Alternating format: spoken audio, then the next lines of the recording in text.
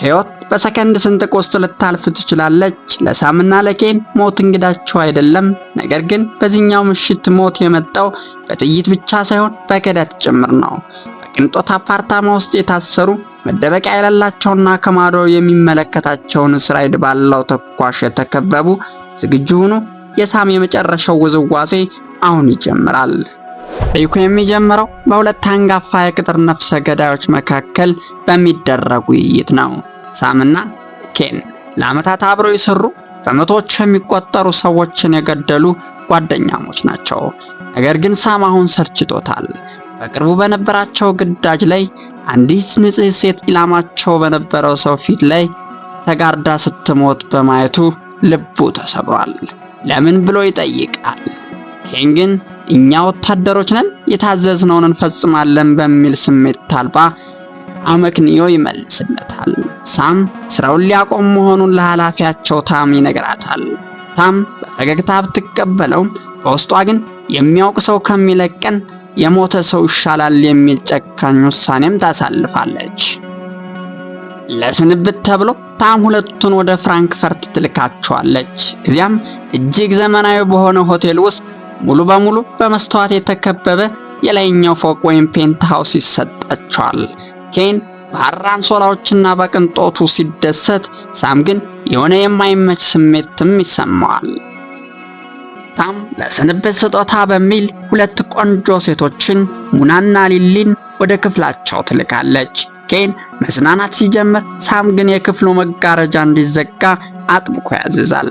ምክንያቱም በመስተዋት የተከበበ ክፍል ለተኳሾች ክፍት ሜዳ መሆኑን ያውቃልና። ድንገት ሁኔታዎቹ ይቀያየራሉ። የሆቴሉ አስተናጋጅ መስሎ የገባው ሰው ኒንጃ ድንገት ጥቃት ሊሰነዝር ሲል ሳም በደመ ነፍስ ቀድሞ ይገድለዋል። በዚያም ቅጽበት ከማዶ ካለው ሕንፃ ላይ ጥይት የመስተዋቱን ግድግዳ ሰብሮ ይገባል። ኬን ክፉኛ ቆስሎ ይወድቃል። ክፍሉ አሁን የሞት ወጥመድ ሆኗል። ሳም ኬንና ሁለቱ ሴቶች መሬት ላይ ተለጥፈው መደበቂያ ይፈልጋሉ። ሳም ታምን እርዳታ እንድትልክለት ይማጸናል። ነገር ግን ብዙም ሳይቆይ አጥማጃቸው እሷ መሆኗንም ይረዳል። ሳም አንተ ጎበዝ ነህ፣ ግን ስራ ስታቆም ስጋት ትሆናለህ። ስለዚህ እዚሁ ልንቀብር ወስነናል ትላለች ታም በስልክ። ሳም ጠመንጃውን ወይም መሳሪያውን ለማግኘት ቢሞክርም የስናይፐር ተኳሹ መውጫና መግቢያ ሳጥቶታል። ሞና የተባለችው ሴት የ8 ዓመት ልጅ እንዳላትና የምትሰራው ለልጇ ወደፊት ሕይወት ስትል እንደሆነ ለሳም ትነግረዋለች። ሳም ልጅሽን አሳድጋታለሁ ብሎም ቃል ይገባላታል። አሁን አንድ ምርጫ ብቻ አለ። ተኳሹን ለማሸነፍ ሳም ጠመንጃውን ማግኘት አለበት። ሙና ሳም እንዲያመልጥና ጠመንጃውን እንዲያገኝ ራሷን ለጥይት አሳልፋ በመስጠት ተኳሹን ታዘጋጃለች። ሳም በብርሃን ፍጥነት መሳሪያው ወይም ጠመንጃውን ይይዛል። ነገር ግን ሙና ተመታ ስለነበረ በሳም እቅፍ ውስጥ ሆና ሕይወቷም ያልፋል። ይህ ክፍል የሳምን ሕይወት ሙሉ በሙሉ የሚቀይር አሳዛኝ መስዋዕትነት ነው። ሳም አሁን ወደ ቀድሞ አንበሳነቱ ተመልሷል። ተኳሹን ከማዶ ሆኖ በአንድ ጥይት ይመታዋልና ይገድለዋል። ነገር ግን ታም ሌሎችን ቅጥረኞችን ወደ ሕንፃው እየላከች ስለነበረ ኬን በቆሰለበት ሁኔታ ውስጥ ሆኖ ሳለ አንድ ሐሳብ ያመጣል። ቤሩት ላይ እንዳደረግነው ሁሉ እናድርግ ይለዋል።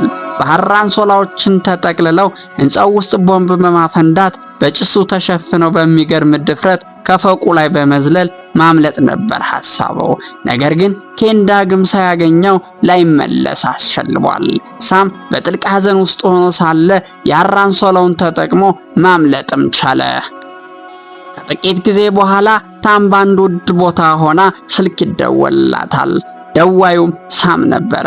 አሁን ከሩቅ አልተኩስም፣ በዓይኔ እያየሁሽ በቅርብ እገድልሻለሁ ይላታል። እንደተናገረውም አደረገ። ሳም አሁን የሞናን ልጅ እየተንከባከበ የገዛ ፋይሉንም ዘግቶ ክፎቹን የሚያድን ፍትህ አውጪ ሆኖ ተመልሷል።